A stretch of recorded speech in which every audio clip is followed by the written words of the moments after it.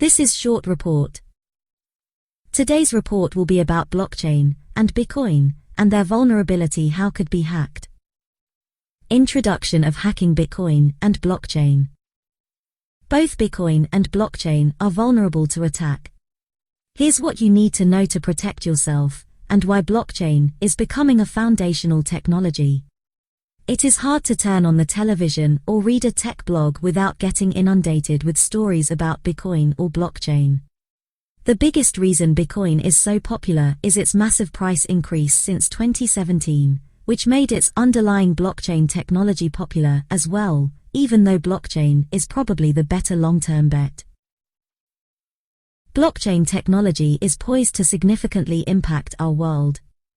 In early 2017, the Harvard Business Review suggested that blockchain has the potential to create new foundations for our economic and social systems.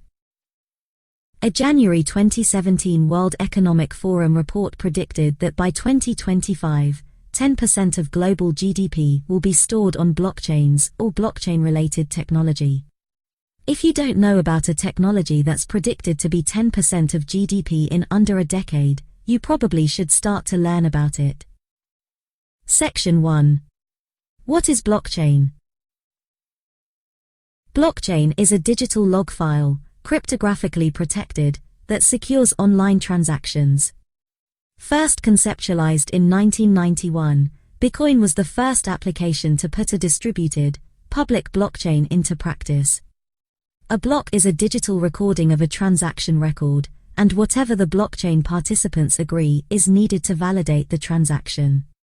Usually it contains transaction data such as price, action, a buy, sell, transfer, etc., and a timestamp. Every transaction, or series of transactions, creates a block.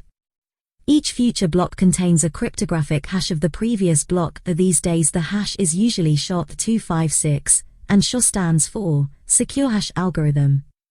In this way, each transaction block is cryptographically locked to the previous block. If that blockchain is publicly distributed, like Bitcoin is, then each participant can verify any transaction in the blockchain. You may not know how much money or wealth a participant has, unless that is included in the transaction record, but you can see the value exchanged between two participants and be able to verify its validity. Any participant can prove the ownership of a particular blockchain account by presenting cryptographic proof that would be very hard to fake, that is, non-trivial in crypto speak, but is easy to verify by all participants. The way blockchaining works can be likened to public-private key cryptography, where each participant has a private key that can create signed content that can be easily verified by all the other participants using a related public key. You can have public, private, and hybrid blockchains, just like in cloud computing. You can create your own, use other blockchains from larger groups with shared interests, or even participate in a public global blockchain, like Bitcoin. Although this is a relatively newer functionality, private blockchains can participate with public blockchains, and vice versa. Section 2. Bitcoin to blockchain. Most people's first introduction to blockchain was Bitcoin, the popular cryptocurrency created by a person or group with the nom de plume Satoshi Nakamoto in 2008. I'll use the pronoun of he when referring to Nakamoto, even though it is believed it was probably a group, and not an individual. Nakamoto didn't invent the concept of blockchain, but he did introduce the concept of distributed blockchaining for decentralized ledgering and verification of transactions around digital currencies. This solved the inherent double spending problem of decentralized digital currencies without trusted third parties. Nakamoto published a paper on metzdao.com's The Cryptography mailing list in October 2008, called Bitcoin, a peer-to-peer electronic cash system. In 2009, he generated the first block of blockchain and software that anyone could download and cryptographically generate, that is, mine the Bitcoin. The author of this article downloaded the software during the first few days and quickly generated 3 Bitcoins. Although the hype and promise of the eventual value of Bitcoin was present from the beginning, the first official transaction valued 10,000 bitcoins for about $20 in pizza. Today, bitcoins are worth substantially more, over $30,000 at this writing, with regular, huge volatility swings. The substantial, rapid price increase has gotten the attention of investors and financial sector corporate CEOs, although not usually with affirmation. Many investors are likening Bitcoin's price increases to the famous Dutch tulip bubble in the 1600s, with some investors getting very rich while naysayers stay on the sidelines watching their friends get rich. The way Bitcoin, the software, and the distributed network is created, each slew of newly generated Bitcoins make it incrementally harder to generate the next Bitcoin. So, what used to take part of day with one computer now takes thousands of specialized, hardware-specific miner computers combined into aggregated networks weeks to months to generate. Today it takes so much electrical energy to generate Bitcoins that the measures are compared to total global electricity use on a regular basis. By design, it takes not only a huge amount of computing power to create a Bitcoin, but also, even though not in the same realm of effort, a lot of computational effort to create and validate a Bitcoin transaction. Further, each transaction adds to the size of the blockchain, which continuously grows over time. Bitcoin's blockchain is well over 100 gigabytes, which must be generated and distributed to all participating parties to remain valid. Eventually, a maximum of 21 million Bitcoins will be mined by 2140. This self-induced crypto scarcity is part of what is fueling Bitcoin's stratospheric price rise. But this also could be very tricky. Section 3. Bitcoin may be a bubble, but blockchain is not. While investors and financial experts fight over the value of Bitcoins, no one is arguing over the value and legitimacy of blockchain. The world's biggest firms have created teams and sometimes entire new divisions dedicated to blockchain. You can create and use blockchains in the cloud or within your own private business. Companies promoting blockchain see a day when nearly every financial transaction is backed by a blockchain. Blockchaining can make very complex financial transactions solvable in seconds. One multinational bank blockchain leader, a Credit Suisse, said that the average leveraged buyout deal takes a month to finish financially. Using blockchains, he estimated the closing would take a few seconds. He told viewers to imagine how much more efficient blockchaining could make every complex transaction, freeing up workers and capital to be more productive. Nearly every industry heavy with financial transactions is rushing to find out how to implement blockchain within their businesses and industries. You name the sector, and blockchain is the hot topic. Computer industry cloud giants, like Microsoft and Amazon, now offer myriad blockchain services. Do a simple internet search on blockchain, and you'll be amazed at the millions of information links and services popping up since 2016. Bitcoin may be in a bubble, but blockchain is on its nascent rise and here to stay. Section 4. Hacking Bitcoin and blockchains. Early on, many Bitcoin and blockchain enthusiasts wondered if the inherent crypto nature of both was sound enough to withstand constant hacking. It didn't take long to get an answer. Like everything else of value running on computers, Bitcoin, other cryptocurrencies, and blockchains have come under frequent successful attacks. Hundreds of millions of dollars have been stolen, people have been cheated, and blockchains ripped off. Here are some of the hacks. Example 1. Bitcoin miner malware. Each mined Bitcoin makes future Bitcoins harder to create. It takes lots of electricity to run and cool the specialized miner computers. Electricity is the #1 operational cost to a Bitcoin miner. For that reason, many Bitcoin miners borrow resources to mine Bitcoins, either at their employers' locations, or by spreading Bitcoin mining malware. Today, many of the biggest malware botnets are simply to mine Bitcoin. Although their intent isn't the worst, it's still an authorized use of a computer or device. They often hijack online video camera equipment and routers, and it costs the victim money. It also slows down the hijacked computers. You stop Bitcoin miners like you do any other malware program. Example 2. Stolen value stores. Cryptocurrencies often store their value in file stores known as wallets. Wallets can be compromised, manipulated, stolen and transferred, just like any other store of value on a computer.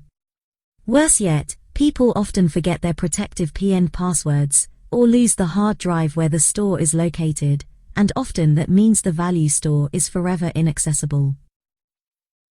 Ransomware can cause the same issue. With a regular bank account, you can just use another computer to access your online account where your value sits untouched. Not so with wallets. Most experts recommend keeping your value in an offline wallet that can't be accessed by malware or hackers. This can also make it harder to use that value. The offline nature can add days of waiting to use or update the value store. If you use an online wallet, protect it with multi-factor authentication if possible. Example 3. Transfer Trojans. There are cryptocurrency Trojans that sit monitoring your computer waiting for what looks like the format of a cryptocurrency account number. When it spots one, it comes awake and replaces the intended account you are transferring value to with their account number. Unless you are very aware of the switch, it will be game over if you hit the send button. Implementation weaknesses. In theory, there is no difference between theory and practice. In practice, there is. No one knows who first said this, but it first appeared in print in the 1986 book, Pascal, An Introduction to the Art and Science of Programming by Walter J. Savage. Like any crypto implementation, the cryptologic algorithm is almost always far more sound than the program that implements it. In general, blockchaining suffers from any vulnerability or weakness that you might subscribe to any cryptographic solution. A programming bug or lack of good private key security, or Bitcoin wallets, can bring the whole thing down. Although this isn't readily apparent, before you use a cryptocurrency or get involved in a blockchain project, make sure the software programmers are applying SDL, short for Secure Development Lifecycle Processes, to minimize bugs. There have been instances where hackers manipulated the cryptocurrency software to steal value. In at least one recent case, the hackers made a coding mistake that not only didn't allow them to steal any value, but sadly, corrupted everyone's wallet beyond recovery. The thief didn't get any money, but everyone was robbed nevertheless. Example 4. Known plaintext crib attacks. Crypto makes the resulting crypto text look like random gibberish. Theoretically, a crypto attacker should not be able to figure out what the original plaintext looked like. With any blockchain technology, however, the format of the blocks is fairly well known or easy to figure out. Certain letters, characters, or numbers are always in the same places in every block. This allows crypto attackers to crib a partial representation of the plaintext in every crypto-protected block. Plus, every block is a function of the previous block. This weakens the overall protection of the underlying encryption cipher. If the cipher isn't weak, it isn't a huge problem, but it does give attackers a starting edge. Example 5. Weak SHA-256. Many security experts wonder if secure hash algorithm or SHA-256, which contains the same mathematical weaknesses as its shorter, very much related SHA-1 precedent, is a concern for Bitcoin and blockchain. Both usually use SHA-256. The answer is not right now. SHA-256 is strong enough for the foreseeable future. More importantly, since most of the world's financial transactions and HTTPS transactions are protected by SHA-256, when someone breaks it, we'll have far bigger things to worry about than just Bitcoin and blockchains. Although if you're planning to make a cryptocurrency or blockchain, start planning for crypto agility, which is the ability to replace ciphers and keep the underlying program. Section 6. How sites get hacked. One of the most common hacking threads surrounding Bitcoin, but can be applied to any blockchain project, is how often the centralized website controlling it gets hacked. It's very common, including one that last week that netted hackers $70 million in Bitcoin. Far too many cryptocurrency sites managing tens to hundreds of millions of dollars have been successfully hacked. When that happens, the Bitcoin value people have built often disappears into the ether. Make sure to back up your value into an offline location. Some of the biggest hacks have been ascribed to unscrupulous operators who run away with millions in ill-gotten gains. Make sure if you do business with a cryptocurrency website that the site is well secured and trustworthy. The FDIC or Federal Deposit Insurance Corporation is not going to bail you out if you lose your deposits, at least not yet. Large, public blockchains are inherently more secure. One key concept to understand regarding blockchain security is that public, distributed blockchains are inherently more secure than private blockchains. To compromise a blockchain, an attacker must compromise over 50% of the participants or blocks, and do so faster than new blocks are created. Because of that, large, public blockchains are inherently more secure than smaller, private blockchains. Small blockchains can be faster and easier to compromise, especially if all the related secrets are stored in one place or company. In fact, many security experts question if single-company blockchains are even needed. They say that blockchains' advantages only occur when they are distributed past a single security boundary. Still, you're likely to see many private, small blockchains, simply because blockchains have the potential to solve complex financial transactions in seconds, and because smaller blockchains are likely to become components of far larger hybrid and public blockchains. Every security professional should understand blockchaining and what it means to their current and future career. Even though they are based on very secure crypto, they are going to be hacked just like everything else. And that's the short report for today. Hope you like it. Thanks for your time and have a good day. Bye.